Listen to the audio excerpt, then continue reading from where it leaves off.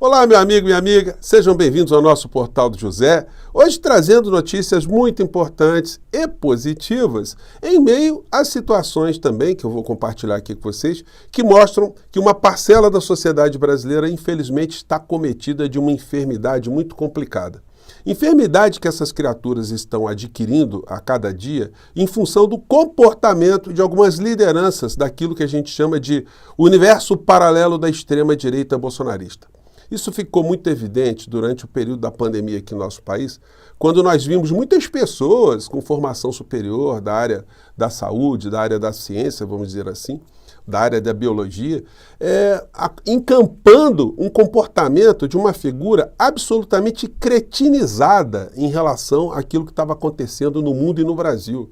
E passaram a adotar a prescrição de remédios absolutamente imprestáveis. Não foi por outra razão que as cidades onde cidadãos incautos, pessoas contaminadas por essa enfermidade, pessoas que acreditaram na figura do inelegível, acabaram morrendo em muito mais volume nessas cidades onde o Bolsonaro teve maior número de votos, o que mostra a relação direta entre essa ignorância e o resultado letal, o resultado fatal para muitas pessoas aqui no Brasil. E hoje nós estamos vendo mais pessoas desse universo falando coisas absolutamente que nós temos a obrigação aqui de desmontar, desmascarar essas criaturas, né? É problema delas, ainda bem que nós temos esse espaço aqui. Vou conversar com vocês também sobre a repercussão de um fato que está mexendo com as redes sociais e que o governo Lula vai ter que se posicionar. Aliás, quem está se posicionando de uma maneira muito complicada e vai merecer críticas aqui do nosso portal. Antes de mais nada, antes de entrarmos nos temas, quero convidar você que está chegando agora ao nosso portal, ainda não nos conhecia, para que, em primeiro lugar, você se inscreva aqui conosco e conheça também os nossos outros vídeos. Se você gostar, compartilhe e recomende. Nunca se esqueça de dar o seu precioso joinha, o seu comentário e, se puder, venha também para o nosso clube de membros. Você que é muito bem-vindo e muito bem-vindo. Gente, vamos começar aqui com o universo paralelo primeiro, porque a coisa está ficando cada vez mais complicada, né? Essas pessoas não se curam, né? Mas aí também tem essas figuras. O Dudu Bananinha insiste nas redes sociais que vai acontecer um milagre. O milagre é um acontecimento sem explicação científica. Então ele está pensando que vai vir alguém aqui no Brasil com a capa de super-homem para salvar essa turma toda da cadeia. Vai ter uma intervenção. O Dudu Bananinha, ele é formado em Direito. Ele podia explicar concretamente o que ele está querendo dizer para as pessoas. Vai acontecer o quê, Dudu? Dá para explicar a burrice, a ostentação, a ignorância, a ostentação, ela cria também bloqueio em algumas áreas do cérebro. Ele continua com esse tipo de tentativa de amedrontar e ameaçar o ministro Alexandre de Moraes. Português, os agentes federais não falavam inglês, uma confusão tremenda, não sabia se era investigado, se era acusado, enfim... Está reclamando aqui de um dos assessores do Trump que foi barrado na saída aqui para prestar esclarecimentos no momento em que já haviam inquéritos aqui no Brasil para apurar tentativas de golpe, né, que se confirmaram logo depois que o inelegível perdeu o poder. Verdadeira pataquada que só queria pressionar o cara. E eu digo mais, teve mais americano não conhecido de vocês, mas muito bem relacionado aqui, que teve que prestar depoimento à Polícia Federal. Novos caminhos vão surgir a partir disso tudo, pode esperar. Quem tomou tapa, não esquece. Quem tomou tapa não esquece, mas quem tomou um tapa justo tem que refletir, né, sobre o que fez, né? Agora, você acha, Dudu Bananinha, que o ministro Alexandre de Moraes, que mandou interrogar essa criatura, aliás, um parênteses, né? Ontem eu falei sobre ele, esse senhor Jason Miller é a mesma criatura que teve um relacionamento amoroso com uma secretária lá que servia a campanha de Trump e drogava essa mulher para ter com ela sexo. E depois que ela engravidou, o cara drogou a mulher de novo para introduzir nela uma pílula do aborto, a pílula do dia seguinte. Só que não deu certo. A mulher engravidou e gerou um escândalo. Entrou com uma ação contra ele, o cara casado, enfim, o homem de Deus, de família, defendendo valores de família. O Trump afastou a criatura. E agora, nessa época, né? Agora o Trump parece estar reintegrando a criatura. Então, é só para dar um perfil moral dessas criaturas. Então, o ministro Alexandre de Moraes, Dudu Bananinha, pode tirar seu cavalinho da chuva, não vai ceder absolutamente nada em relação a isso.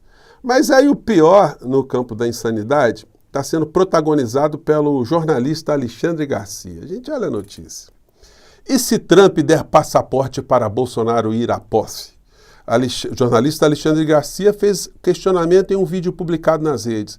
Senhor Alexandre Garcia, a burrice e a ostentação parece que não tem idade, né? Parece que é um negócio. Ou a vigarice também, né? E aí ele veio com essa aqui. Deixa eu ver se eu pego no ponto aqui. Deixa eu botar aqui no ponto. Vai Milley, vai a Meloni. Ele está falando o seguinte, que na posse do Trump vão várias figuras, né? Mundo afora. Mas na cabeça do Alexandre Garcia, como o passaporte do inelegível está preso aqui, porque ele será condenado por várias situações, isso não há a menor dúvida, então Trump poderia quebrar um galho, mandar para ele via correio um passaporte, né? Passaporte norte-americano, evidentemente, que o Trump não poderia mandar fazer um passaporte aqui no Brasil. Mas tem um negócio, tá? Vamos ver aqui o que diz a criatura, porque ele fala em tom ameaçador, né? No final ele deixa uma pergunta. E se o ministro Alexandre de Moraes não ceder a essa situação, vamos ver aqui na sequência se será possível ou não, né? Vai o Benjamin Netanyahu, vai o da Hungria, vai o Bukele. Eu até escrevi hoje um artigo para a revista Oeste, falando, vamos chamar o Bukele para resolver a nossa segurança pública, porque faz décadas que o crime está na nossa cara e a gente só assiste. Podia chamar o Tarcísio, podia chamar, né? Porque está tendo uns problemas em São Paulo, né? Mas vamos aqui na fala principal. Bom, mas aí eu estava conversando, eu já recebi várias vezes passaporte especial para uma missão, cobrir presidência da República no Japão, cobrir na ONU, sei lá onde. É um passaporte que tinha validade por um mês, uma coisa assim, para cumprir aquela missão que era do interesse do país. Ou até o pessoal pode receber passaporte diplomático. E se o Trump, que tem poder para isso, der um passaporte para o Bolsonaro? Porque, por enquanto, o passaporte dele está retido, ele entregou o passaporte. Fazer passaporte falso, né? Como é que vai pegar? Vai mandar vir a identidade do Bolsonaro para mandar para lá? Vai dar um passaporte para um estrangeiro como cidadão americano? Tá complicado esse teu sonho, esse delírio aí, senhor Alexandre Garcia. O senhor anda tomando tarja preta com álcool? O que o senhor está fazendo? O senhor está com uma situação complicada para explicar, né? A pedido do Supremo.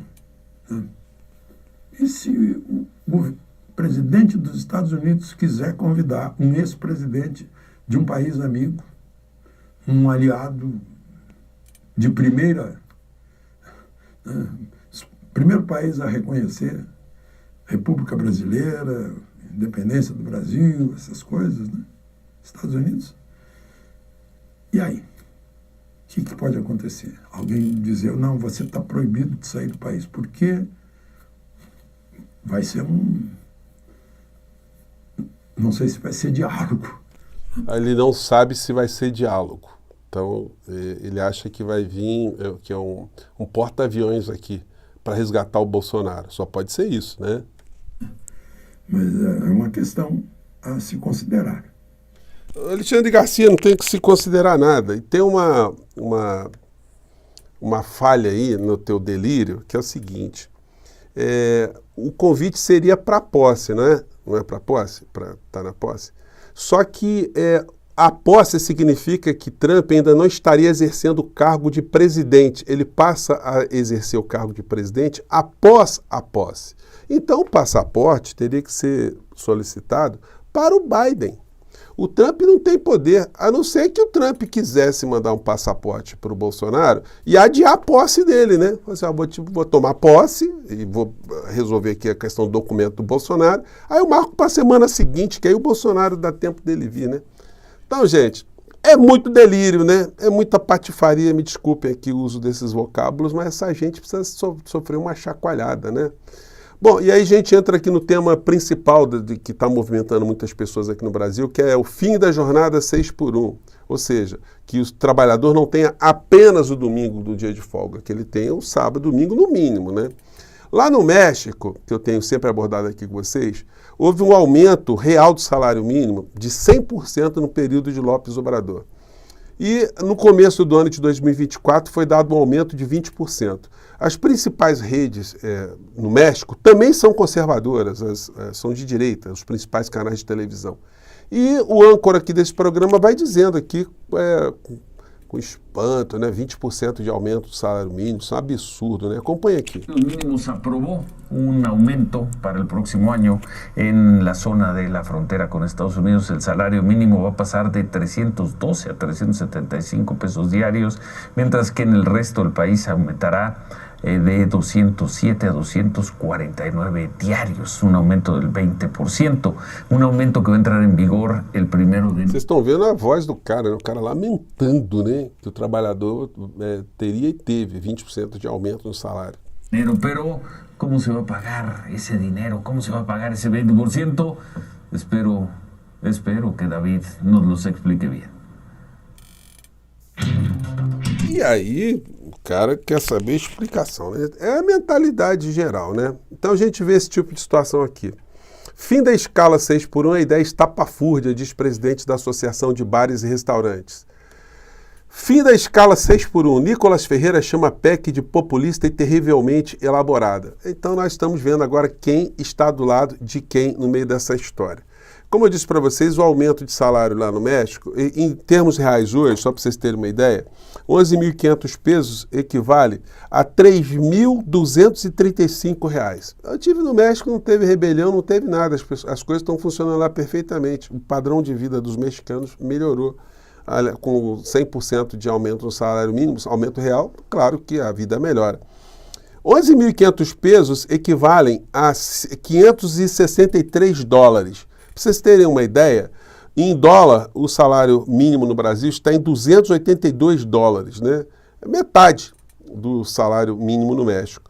E na Argentina, o salário mínimo em dólar está a metade do salário mínimo aqui no Brasil. Para a gente ter uma comparação de como políticas neoliberais estão afundando a Argentina e uma política social, uma política que está fazendo enfrentamento, melhorou a vida de um povo irmão como o povo do México. E aí o ministro do Trabalho do governo Lula, ao invés de estar encampando essa oportunidade de estar ao lado de todos os trabalhadores do nosso país, vem com essa aqui. O ministro diz que escala 6x1 tem que ser negociada em acordos coletivos. Luiz Marinho, como diria o poeta Joel Santana, você está de brincation conosco? Então quer dizer que o Brasil, que teve os sindicatos todos explodidos com a reforma que Temer implementou aqui no Brasil, que o trabalhador não tem uma voz eficaz para defendê-lo, então são esses trabalhadores que vão fazer a negociação da sua jornada de trabalho? Gente, a mudança de jornada de trabalho no Brasil seria uma bandeira gigantesca para o presidente Lula. Ele que está pedindo para que apresentem para ele, como os jornais anunciaram ontem, algumas propostas para atingirem classes aqui de trabalhadores no Brasil, né? Mudança de foco. Lula cobra de ministros políticas voltadas à classe média após avanço eleitoral da direita. Está aí, presidente. Uma grande proposta. Agora, o seu ministro aí está vacilando, está derrapando, né? E os jornais estão começando a se preocupar com isso, tá? Começam aqui a fazer algumas abordagens, mas estão vindo para cima. Mudança em jornada de trabalho pode levar custos para empresas. É o discurso tradicional, né? E aí, também o jornal Valor Econômico, também falando disso. Escala 6x1 evita que a pauta seja dominada pelos cortes. Pois bem, gente, a pauta é positiva.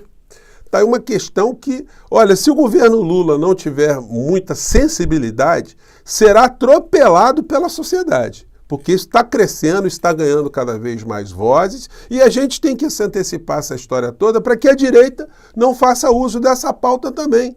Porque, em dado momento, isso pode ser um processo irreversível. É algo que está acontecendo no mundo inteiro. Mais tarde, eu vou conversar com vocês, vou dar mais detalhes sobre essa história toda, mas aqui estamos engajados nessa luta também, aqui no nosso portal. Eu fico por aqui, gente. Um grande abraço, mais tarde a gente volta. Tchau.